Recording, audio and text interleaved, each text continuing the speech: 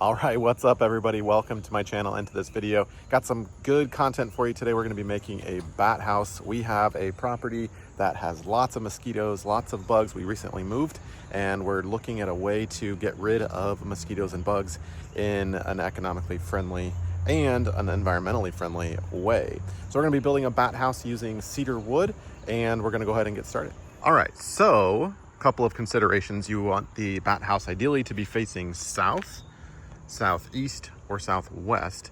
That helps maximize the sun hitting it, and you want it to be off the ground enough where predators will not be attacking. So you would not want to put it in a tree either, because that has easy access for predators, and they know that. So we don't want it to be visible from the front of the house either, because my wife said no, we will not have a bat house hanging out visually from the front of the home where people can see it. So I have determined that the best location is going to be right about here on the house. It seems to have the elevation requirement. Predators cannot easily access it, and it is facing southwest. And we're going to paint it a darker color so it does absorb heat.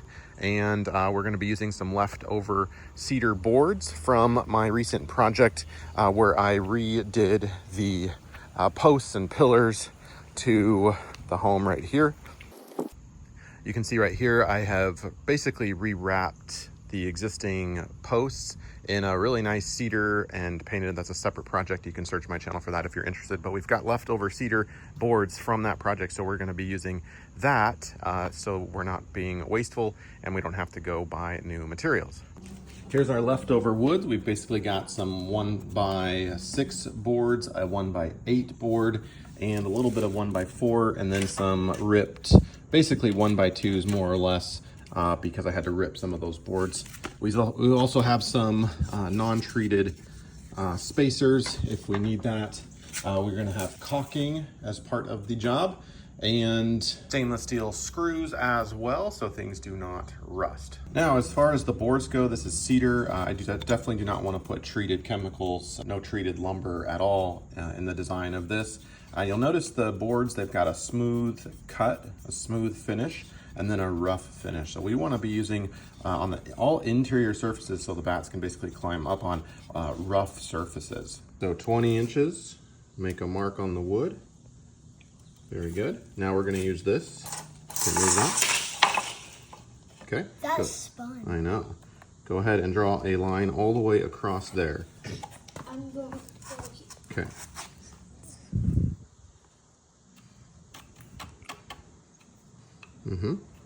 All the way across. Perfect. All the way up. Nice. That'll be our first cut line. Okay. Here we go. Okay, so we've got our 20-inch board, and we want a 4-inch overhang on the back board. So go ahead, buddy, put a mark next to 16, because 20 minus 4 is 16 on the wood, not the tape measure. Perfect, look at that. And then grab your T-square and then make a line. Okay, and then we'll make this cut. Now, instead of measuring that each time, we're gonna just align this board with this board, and then you'll do your pencil mark right there. Can you put a pencil mark this way? All the way this way? Mm-hmm. We'll take some 1/4-inch shims and stack them on top of each other, because 3 equals 3/4 of an inch, which is what we want our gap to be. So then we've got these cut up, and we'll just put 3 of them as spacers in between each layer, kind of like that. We're just dry fitting everything. Notice the rough side is up on all of these boards, except the face board. The last one will be a smooth side. So it'll be kind of like that. And then our 1x6 board, we're gonna cut down to size, and that'll be basically the side, and it'll kind of look like that. And then we'll figure out our slope here. We'll just do it like a 2-inch measurement on the front plate and mark that. Actually, we'll do 1.5 inches, and then basically draw a line from that back corner, straight edge, to that mark right there. There we go. So we have a nice solid line, and we'll do the same thing on this side. All right, and then we'll go ahead and bring these over and make that miter cut right there.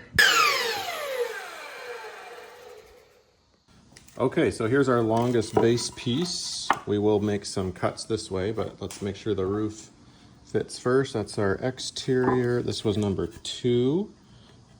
Buddy, can you put some spacers, 3 spacers right there for me? Yeah. Okay. Just to make sure this all dry fits together.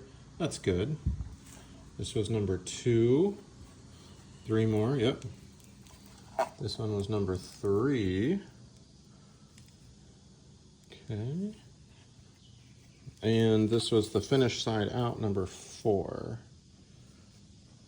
All right, we'll get that all lined up. That should be a nice 15-degree slope this way for the roof. So this is just a sample piece of 1x8. We'll cut it a little longer here, but we just want to make sure the angle looks good so that when we caulk all around it, it tightens up. Yeah, that'll be just fine. All right, let's get those spacers just dry fit in there.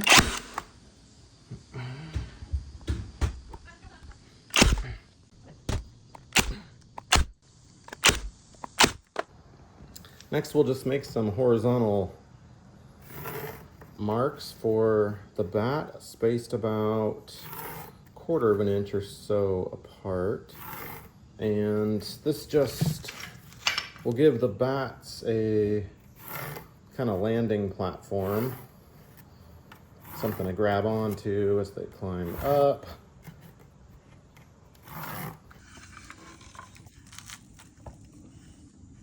Set that to be like 1/8 of an inch or 1/4 of an inch.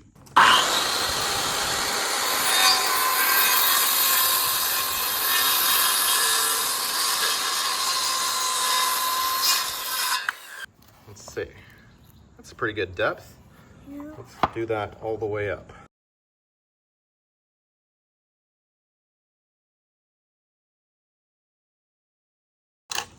All right, that's good enough. They're not completely level or even, unfortunately, but my son said bats don't need that kind of luxury of perfectly parallel lines, so I'm going with that.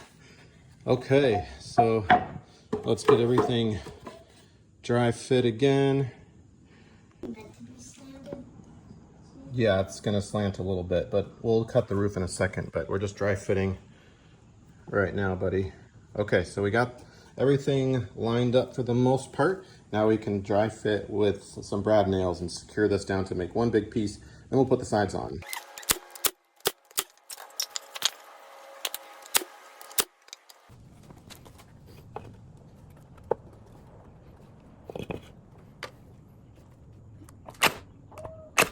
It's all dry fit. We're gonna secure it in a second, but well, we haven't secured it permanently. So we're gonna put that edge on the back, and then we'll put a pencil line here and a pencil line basically here, so we can cut that at an angle. Now I did end up making these 2 inner boards a little shorter than my outer board because I want the bats to be able to not crawl out the very back, but crawl, if they come out into up this gap right here, they can crawl into this one and then crawl into this one if they so choose. And I think that will help with ventilation as well. All right, I got my 20-inch sides because I want them to go basically all the way to the end of the bat house. And then I'll make my diagonal cuts this way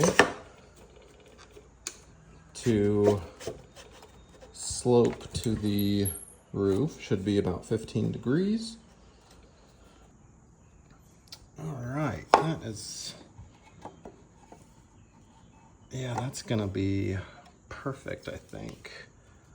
Nice job, Ryan. All right, that lines up there. That's pretty good. Now we can go ahead and start securing this down using screws. We're gonna be drilling laterally here, starting from the back and then working our way up. I'm also gonna add a vented front plate, about 5 inches upward. We're gonna just cut this front plate board in half, and then when we put it on the bat box, we'll join the two pieces together, but with like about 1/8 of an inch gap for airflow. And I will angle that cut about 15 degrees as well to help keep it, make sure water doesn't go up inside of it. And if you didn't want to have to raise the sides up to make it flush, we can just use 2 spacers on this one as opposed to 3. So in other words, a 1/2 inch gap here. And that will make it line up really flush so you don't have to worry about cutting anything or making the sides uneven in the back. All right, we'll just make sure the corners on the top of the roof part are flush. We've got these dry fit in here, and then we will just secure these on for the moment like that.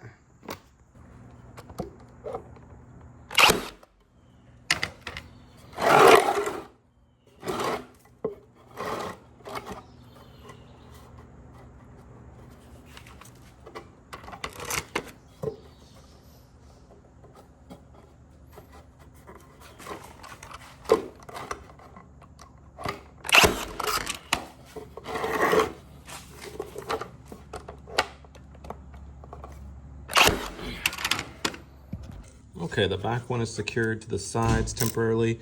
Now just make sure that this one is about 3/4 of an inch so that the bats can crawl up in there. And then we'll secure that.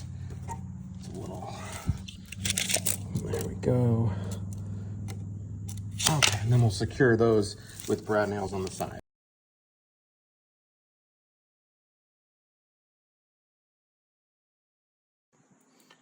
And we'll put the faceplate on, and that one needs to be level with this line right here so that the roof can be completely flush.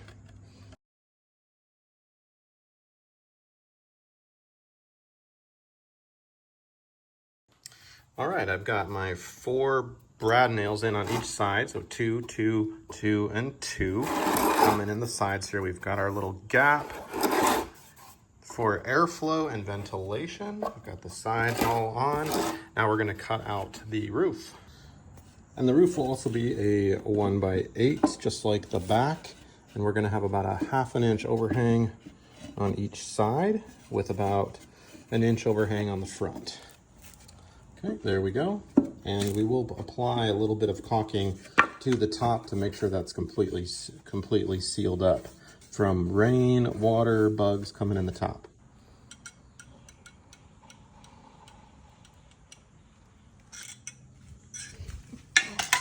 All right, so we got a nice liberal bead all the way around.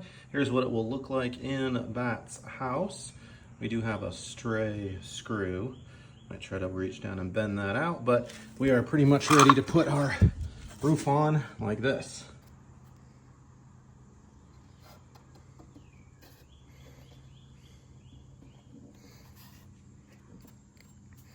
I'm gonna lay it on its side, right back.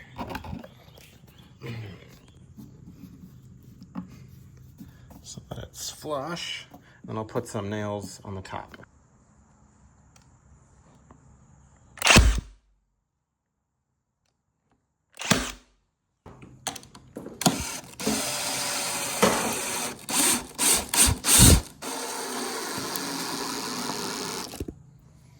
And then I'm going to secure with these stainless steel 2-inch screws. I don't need to pre-drill because the cedar should be soft enough.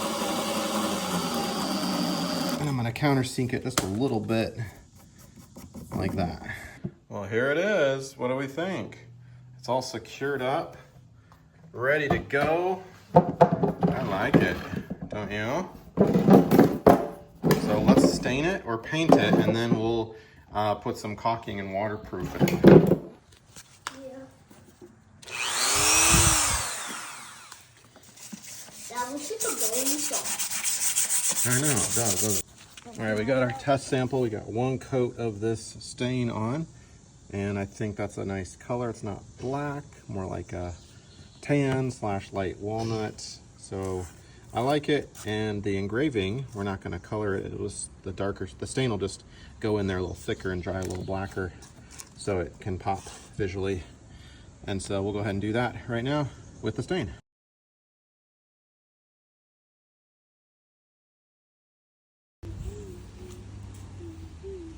Got everything stained and dried. Now we're gonna apply the silicone. This is clear silicone. It goes on white, but it does dry clear. 100% silicone, of course, and that'll seal things really well. We'll basically get all of the seams, any water entry points we are plugging. And even the screw heads, we can plug those as well. And here it is all said and done. Of course, we need to hang it next. Don't go anywhere. That'll be fun, trying to get on the ladder. But I think this is a pretty good looking bat house, don't you? Got some little character imperfections. That's what it looks like all up in there. Bats are gonna be super cozy. Now, as far as hanging goes, I went to the store and got these little metal bracket things. They've got 4 screw holes. And so we're gonna use stainless steel screws and mount those to the back of the bat box. And then the remaining visible 2 screws will adhere nicely with really long screws to the siding. And so I'm pretty high up on the ladder, staying true to my original location. I'm using 3-inch stainless steel screws, and that penetrates the aluminum siding and the wood behind it, and not over tightening, but nice and snug. I've got my level 2 to make sure that it is level. And it is. I think it's a pretty good looking bat box, don't you?